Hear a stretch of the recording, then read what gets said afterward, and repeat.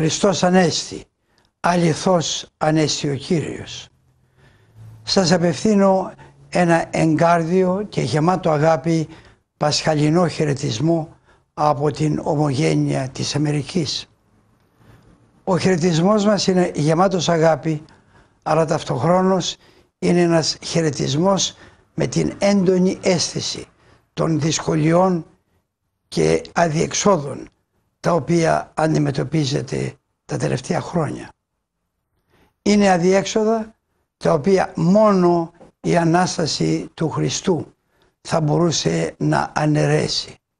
Η Ανάσταση η οποία κατενίκησε τον θάνατο, έσβησε την ενοχή και συνέτριψε το κακό. Η Ανάσταση η οποία δίνει ελπίδα, δίνει προοπτική, δίνει απάντηση σε αναπάντητα ερωτήματα. Είμαστε μαζί σας με πολύ αγάπη και παρακολουθούμε όλοι μαζί τον αγώνα που γίνεται για την υπερνίκηση των δυσκολιών.